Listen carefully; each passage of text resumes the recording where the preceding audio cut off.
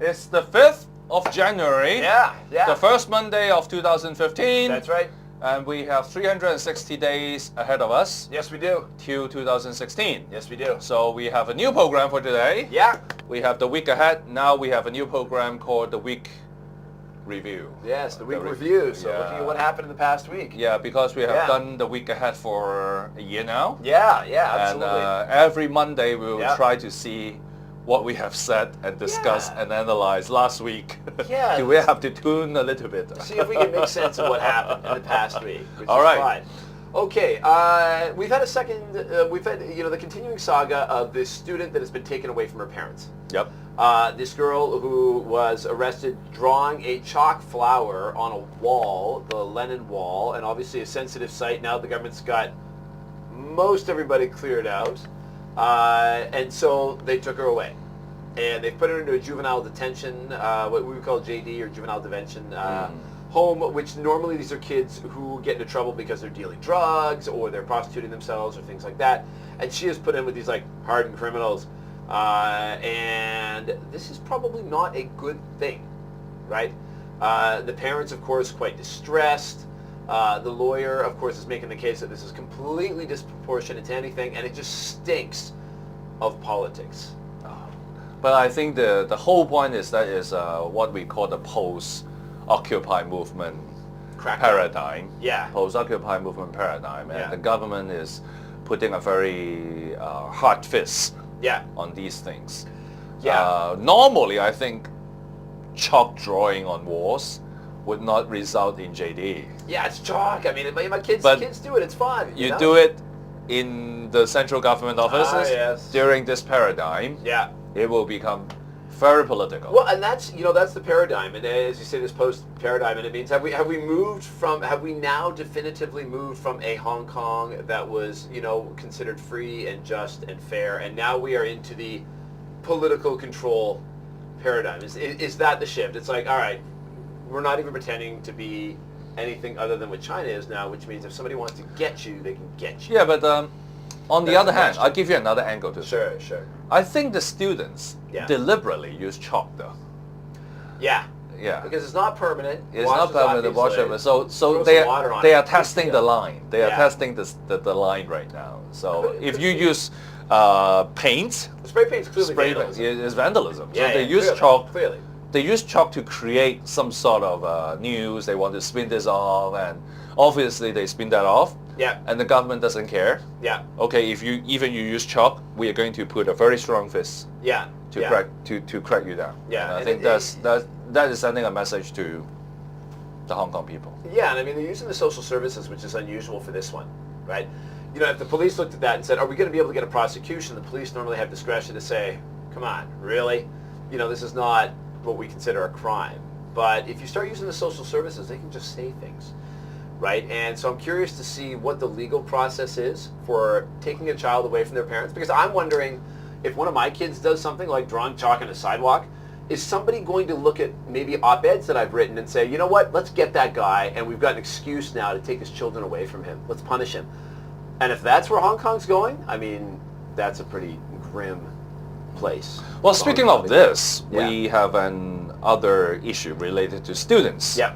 The Education Commission. Education Commission, in the Harbour Crossings column that we do at Harbour Times, we keep track of all the appointments and who's getting appointed to this and that. There were a lot of appointments usually made right at the end of the year to kind of take effect for January 1st. One of the interesting ones was a guy named Henry Tong.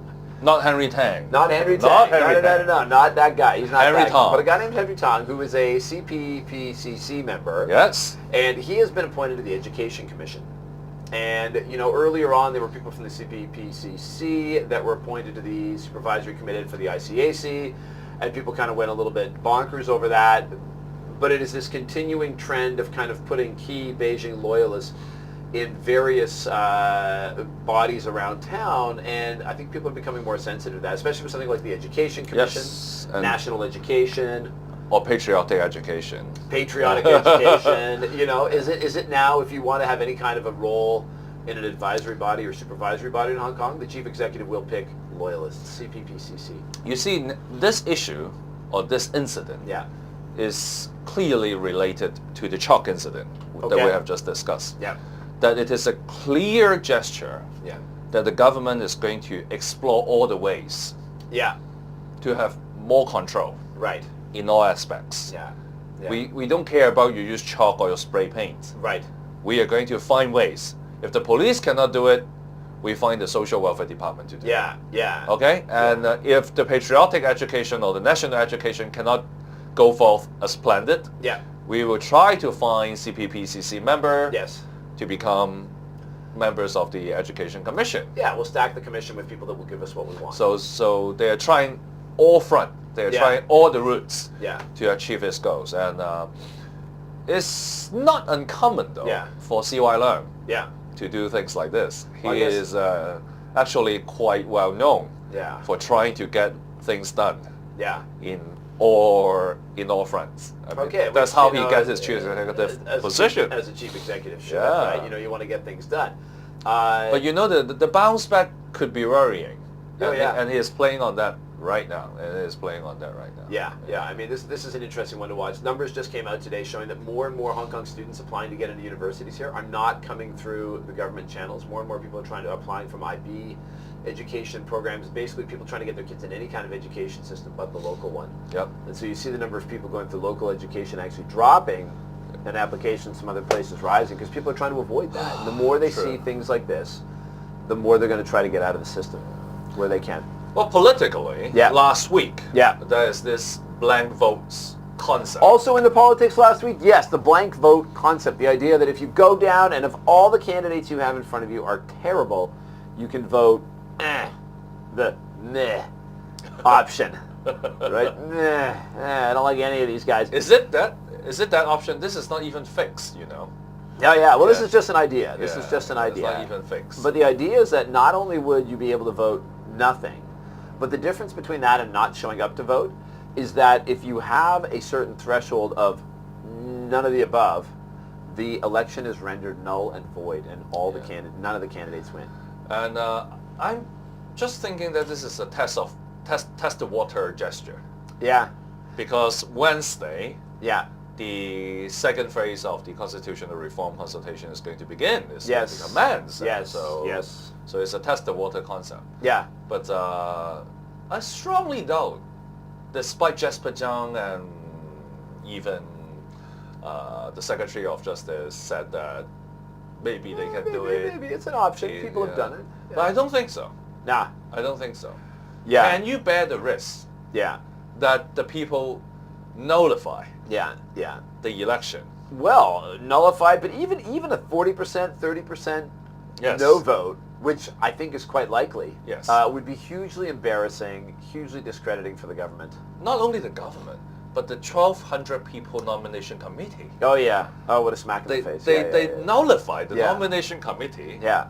Which means that the 1,200 people are not doing their job properly. Are not reflecting anything at all. So I don't think they would take that risk. Not philosophically, but theoretically. And I think the government perhaps in this case has chosen not to shoot down this trial balloon, but rather just have it kind of run out of air and fall off into a cow field somewhere and get stepped on and disappear. I don't think that one's going to fly. Okay, so that was the week that was, because you think that week between Christmas and New Year's not much happens, but in this town, there's always something happening. Oh yeah. And I hope you like this new version of the week review. It's our new initiative for 2015. As you can see, this is a longer version of the week ahead. We don't focus on one word, but we try to do a comprehensive review of what happened last week. So it's kind of like a political cappuccino. A little bit of a political roundup. And then you boost up and remember what happened last week and get ready for today's political agenda, or this week's political agenda. Well, thank you, Andrew. All right, so that was the week that was, and stay tuned, and hours later we'll have the week ahead and talk about the political agenda for today, tomorrow, and the rest of this week. Lots going on.